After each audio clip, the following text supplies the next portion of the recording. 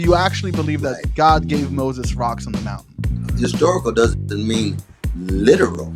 Oh yeah, churches commodified, synagogues commodified, uh, uh, temples commodified, the mosque more and more commodified. In many respects, growing up during the civil rights movement in the 1950s and 60s, you experienced firsthand probably how some of your peers, who were influenced by either Malcolm X or Muhammad Ali, actually began to embrace Islam due to, some people report, as a dissatisfaction from Christianity. And interestingly, since 72, where I think like people reported themselves, 92% of the country was Christian, and today it's only about 64. And since COVID, churches have been closing down at an unprecedented rate. Like, what are some of the parallels that you see between the issues facing young black men today and the issues that they were facing during you time that you contended with, that you both molded and were molded by? And why are so many people living religion at the same part of it? Oh, there's a lot there, though, brother. So many different dimensions. I mean, one, in our present moment, we live in the most commodified, commercialized, marketized culture in the history of the world. We're buying and selling, and we're being a brand and being obsessed with status, but especially tied to market sensibilities, market moralities, market religion, market education. Commodification has become ubiquitous. And so it's very, very difficult to gain access to non market values like integrity and honesty and courage and love. They all tend to be flattened out or pushed to the margins. In the 1960s, Mhm. we lived in a market driven culture, but it wasn't as market driven, you see, so that the Martin Kings and Fannie Lou Hamers and Malcolm X's, that in the black community, we actually had leaders, spokespersons. It was clear they were not market driven. Martin Luther King Jr. was not concerned about being the richest man. He was not concerned even about being the Okay. smartest man. He was concerned about being the most loving and the most courageous. Malcolm X was shot with $151 that he owned. And yet he became a towering figure and the richest man in New York in 1965, February. We don't know. And some of us don't even care. So that it was a very different kind of moment culturally and psychically. The great text by our dear brother Christopher Lash, The Culture of Narcissism, where the market driven conceptions of ego, the market driven conceptions of selfishness, of narcissism and hedonism become more and more predominant. And it's very difficult to conceive of a life where non market values sit at the very center of it. So you're saying that at the very center of like the church is being emptied and people losing their Oh, religiosity yeah, is church is commodified. Oh, yeah, church is commodified. Synagogues commodified. Uh, uh, Temples commodified. The mosque more and more commodified. It's very difficult to escape the very powerful shaping forces of commodification. It really is. And commodification tends to downplay our connection to the past, and it hmm tends to hmm foreclose the future. And the present is just a repetition of consumption, status addiction, or addiction to something that keeps us titillated and stimulated. It could be sex, it could be alcohol, it could be narrow conceptions of success, professional success, and so forth. It's a very spiritually empty way of being in the world. It's the kind of thing that T.S. Eliot saw in The Wasteland. It's the kind of thing that John Coltrane saw in Love Supreme, his great four-part rendition of his own quest for.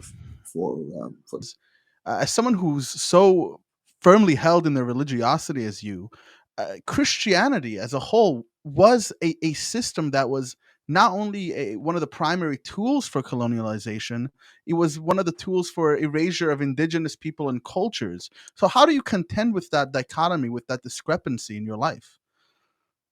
Oh, I mean, one is you've got to be self-critical. You've got to be honest about one's own traditions and the creative appropriation of those traditions. Now, of course, there's a radical tradition, a difference between the Christians in the lion's den and the Christians who become part of Constantine's army, part of Constantine's empire. that Hmm. the dominant institutional forms of Christianity after 312 AD have been thoroughly accommodating to the empire, thoroughly accommodating the structures of domination, thoroughly accommodating some of the most atrocious forms of treating persons, barbaric treatment, be it indigenous peoples, be it enslaved peoples, be it workers of all colors, be it women, be it trans, precious trans or women, and so, or gays or lesbians or what have you. You see that institutional Christianity has always been a major object of serious indictment of prophetic Christians. How so? How so? Like it's Oh, like like institutional Martin religion, Luther for King Jr. example. Okay, but like the statement, for example, like you don't see Christianity as a historical document, right? You see it. You said you're a radical Christian. Like, do you actually believe that Right. God gave Moses rocks on the mountain? Is what I'm trying to ask you in this question. Well, no. That by historical doesn't mean literal. Okay. That we know there's a whole. When I talked about Jesus speaking in parables, the parables are not literal, right? They're very rich stories and narratives, often quite lyrical, that provide Hmm. certain insights and modes of discerning how to live, how to treat people, how to relate to neighbor, and so forth and so on. But religions are always sets of stories, narratives, symbols that are trying to get people to orient their way of seeing and their way of being and their way of acting. And that's at a very, very symbolic, spiritual, psychic, existential level. That's very, very different than literality in that Okay. regard. And what that means then is that you're always going to have the dominant institutional forms of Christianity, Islam, Judaism, Buddhism, Hinduism, and so forth. They all tend to accommodate themselves to the structures of domination in place in order to perpetuate themselves. But they also have stories, figures, examples who are critical of that accommodation, like Amos in Hebrew Okay. scripture, or Okay. like Isaiah, and let justice roll down like waters and right. He's over against the status quo in Israel. Jesus himself, what? Goes into the Against the temple and status runs quo. off the Yeah. money changers, right? Exactly. Absolutely, absolutely. But as we know, that human beings are going to be human beings. We're very wretched creatures. I mean, most of the history of our species, my brother, is the history of hatred and greed and envy and resentment. We're also wonderful creatures, which is say we have the capacity to criticize it, we have the capacity to resist it, and that interplay is a kind of a conflict and clash between our wretchedness, and of Hmm. course, one doesn't have to be a Christian, a follower of Judaism, or anything else to talk about human wretchedness. I mean, Of Hegel said course. history is a slaughterhouse, I mean, yeah. I history of mean, wars, dealing. history. I mean, Yeah. absolutely. For Gibbon sure. said For sure. it's the stories of human crimes and human follies. You're absolutely right, but it's not just, but it's very much that. Hmm. Absolutely. And It so when reminds we me of talk a. about prophetic, Okay. When we we're talk just about saying the prophetic. persons who are trying to call the dominant tendencies of the species into question. Okay. Okay. It reminds me of something I heard from a professor of mine at one point, where they talked about the historicity of the story of George Washington chopping down the cherry tree. Like, there's no historical record of that ever happening, but Americans believe that literally happened. Do you find that system of creating that mythos, that symbolism, similar to the way you view what Christianity does for a people? Oh, absolutely.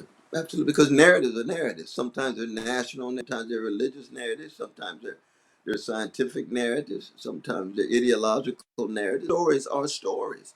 Now, some stories are better than others. I mean, George Washington uh, gets credit for me for facilitating the transfer of power when he Hmm. could have stayed and remained the king.